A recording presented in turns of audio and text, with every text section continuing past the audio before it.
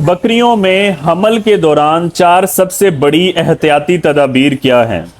एक गोट फार्मर की कमाई का वाहिद जरिया बच्चे ही होते हैं। इसके बरक्स जो एक डेयरी फार्मर है उसमें उसकी कमाई का जरिया बच्चों के साथ साथ दूध भी होता है, क्योंकि बकरियां दूध कम देती हैं और इनकी मार्केट भी नहीं है पाकिस्तान के अंदर। तो इस वजह से जो एक गोट फार्मर है उसकी कमाई का जरिया आने वाले बच्चे ही होते हैं। इसलिए बकरियों में हमल का ठहरे रहना बहुत ज़्यादा ज़रूरी है।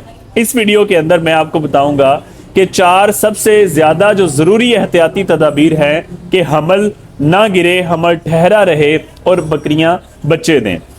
बिस्मिल्लाहिर्रहमानिर्रहीम। अस्सलाम वालेकुम नाजरीन, मैं हूं डॉक्टर नुमान अली और आपकी खिदमत में एक नए सेशन के साथ हाज़िर हूँ। इस वीडियो के अंदर मैं आपको बकरियों में हमल की जो ज़रूरी हदायत हैं वो आपको बताऊंगा।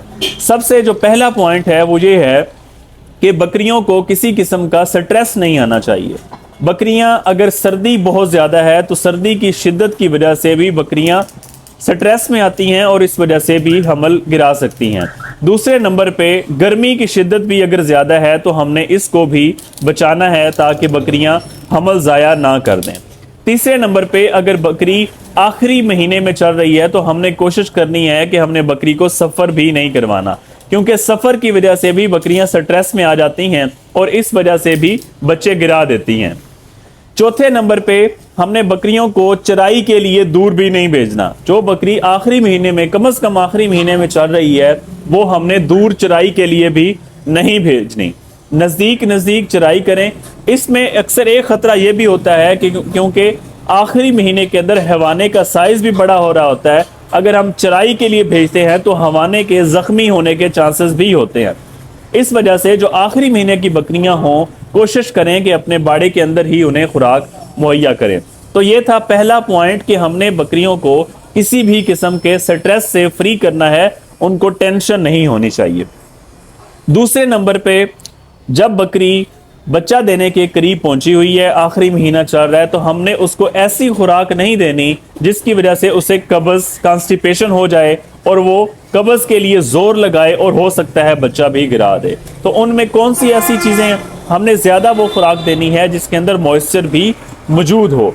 उसमें जामन, आम और अमरूद, ये तीनों चीज़ें कब्ज़ करती हैं, क्योंकि अक्सर जब बकरियों को डायरिया वगैरह लगा हो, रिक लगी हो, तो हम ये चीज़ें डायरिया को, रिक को, मोशन को रोकने के लिए इस्तेमाल करते हैं। चूँकि ये चीज़ें कब्ज़ आवर हैं और इस वजह से ये मोशन को रोकती हैं। तो जब आखिरी महीने के अंदर हम ये चीज़ें अगर इनका इस्तेमाल ज़्यादा कर लें और कब्ज़ ज़्यादा हो जाए और उसकी वजह से जो जानवर है वो ज़ोर लगाए और बच्चा भी गिरा सकता है, हमल ज़ाया हो सकता है।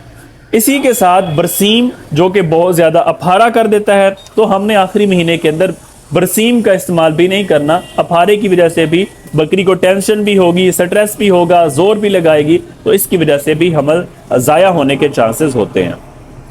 उसके बाद आखिरी पॉइंट जो है वो है खुराक के हवाले से। जब बकरी के अंदर एक बच्चा है, 2 बच्चा है या 3 बच्चे हैं, जब जैसे जैसे प्रेगनेंसी का दौरानिया बढ़ता जाएगा बच्चों का साइज़ भी बढ़ता जाएगा। जैसे जैसे बच्चों का साइज़ बढ़ता जाएगा वैसे ही बकरी का पेट बढ़ता जाएगा और बच्चों के साइज़ की वजह से जो स्टोमक है, जो मैदा है, मैदे का साइज़ कम होता जाएगा। चूँकि पेट की सारी जगह जो है वो बच्चादानी ने, बच्चों ने घेर ली है और प्रेशर आगे बढ़ चुका है मैदे की जानब। मैदे में खुराक जमा करने की कैपेसिटी कम हो गई है। तो इस दौरान हमें अच्छी खुराक देनी है, मुतवाज़न खुराक देनी है, ऐसी खुराक देनी है जो कि मिकदार में कम हो लेकिन उसकी क्वालिटी अच्छी हो। तो आखिरी जो महीना है उसमें कोशिश करें कि जानवरों को गंदम के दाने का भी आप इस्तेमाल कर सकते हैं और ज़्यादा बेहतर है कि आप वनडे का इस्तेमाल करवाएं जानवरों को। तो ये ज़रूरी हदायत थी हमल के ठहराने के हवाले से। अगर किसी भाई का किसी भी किस्म का जानवरों के हवाले से कोई भी क्वेश्चन हो आप कमेंट सेक्शन में पूछ सकते हैं। बहुत शुक्रिया।